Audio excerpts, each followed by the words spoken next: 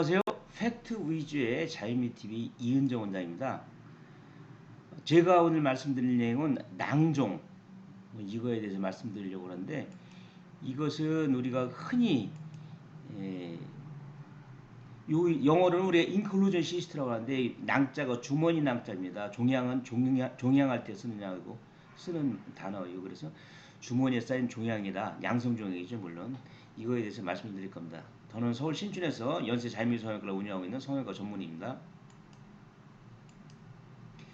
먼저 낭종이 생긴 원인을 한번 살펴보겠습니다. 낭종은 우리 피부는 이와 같이 모낭이 있고 주변에는 이와 같은 피지선이 있죠. 피지선을 통해서 이렇게 피지가 피부 쪽으로 출구가 생겨서 배출되게 됩니다. 이 피지는 우리 흔히 기름기라고 얘기를 하는데 사실은 약간 오일리하죠.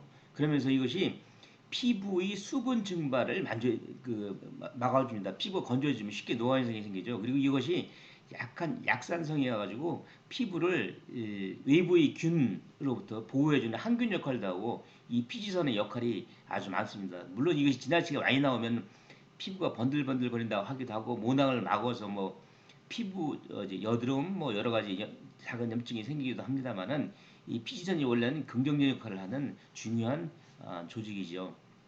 근데 이 출구가 이와 같이 피부 밖으로 열린 것이 아니고 이 출구가 피부 내측으로 열렸을 때 그래서 안에서는 자꾸 분비물이 나와가지고 이 출구가 안으로 열리니까 이것을 싸는 주머니가 생겨서 안에 축적된 것이 우리가 낭종이다 이렇게 말씀드릴 수가 있겠습니다. 많은 분들이 낭종을 피부과를 가야 돼요, 성형외과를 가야 돼요 이렇게 얘기를 하는데 여기 이분을 보시죠. 작은 낭종이 이렇게 푸르스름하게 있고 이 범위를 실제 촉진이라든가 여러 가지로 검사를 해보면 이렇게 넓죠. 그래서 제거하면 안에가 이렇게 깊습니다. 그래서 깊고 제거하고 나서는 반드시 봉합을 해줘야 돼요. 이거 자세히 보면 봉합을 해줘야 됩니다. 그래서 봉합을 하고 수술을 작은 수술이지만 수술하는 과는 성형외과입니다. 피부과는 말 그대로 피부만 치료하는 과죠. 그래서 피부과 할 것인가 성형외과 할 것인가 고민할 것이 이것은 낭종은 당연히 성형외과로 가는 것이다. 이렇게 아시면 되겠습니다. 여기서 다른 예를 보시죠. 여기 보면 낭종은 이렇게 피부에 마치 빙산과 같아서 이렇게 돌출된 부분보다 안에가 더 깊습니다. 제거하면 여러 가지 주머니에 쌓인 것이 있고 이것이 터지면 안에서 이렇게 기분 나쁜 냄새가 나는 것이 자꾸 나오죠. 그리고 반드시 제거합니다. 그래서 낭종은 반드시 이와 같이 전체적으로 주머니까지 쌓인 부분을 제거를 해줘야지만 이것이 재발되지 않는다. 이렇게 할 수가 있습니다. 이분은 여기 눈썹 위에 생긴 낭종을 제거한 경우이죠.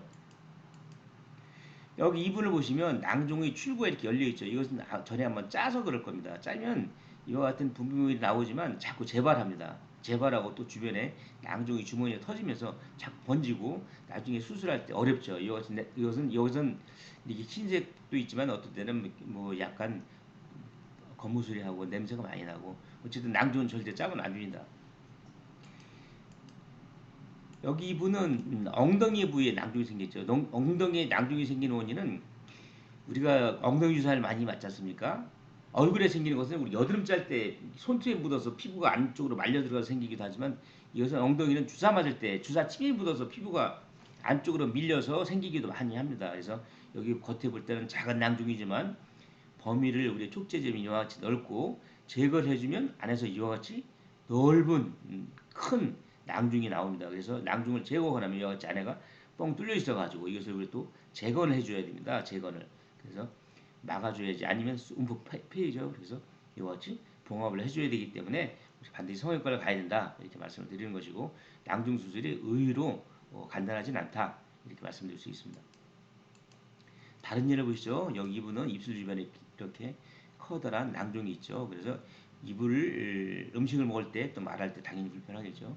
그래서 우리가 이와 같이 과정을 열면 작은 절개창을 만들면 안에서 낭종이 보이기 시작합니다. 마치 삶은 계란 껍질처럼 이렇게 막에 쌓여 있죠. 주머니 낭자에 쌓여 있는 것입니다.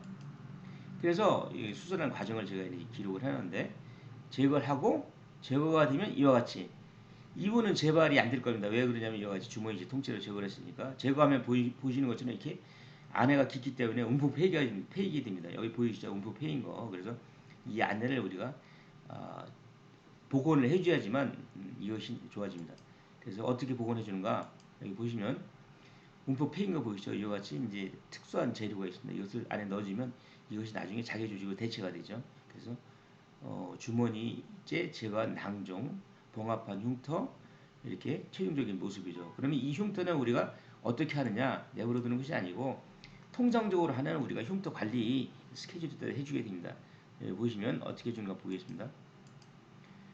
일단 우리가 생긴 상처는 우리가 층층 봉합을 해서 안에부터 내부부터 층리에 맞도록 봉합을 하죠. 그럼 이와 같이 됩니다. 그러면 보통 4 내지 6일 사이에 성형외과에서 실밥을 제거하면 이와 같이 미세한 절개 흉이 생기면 마지막 요 실밥을 제거하는 마지막 3주째부터 이와 같은 흉터를 없애는 프락셀 레이저를 3주 간격으로 그래 보통 4번 정도 시행해 주게 됩니다. 그러면 흉은 잘 안 보이게 되죠. 그래서 낭종 제거한 부위도 이와 같은 관리 시스템에서 해주면 된다. 이렇게 말씀드릴 수가 있습니다. 이상 낭종에 대해서 말씀드렸는데 팩트 위주 자유민팁 이은정 원장이었습니다. 감사합니다.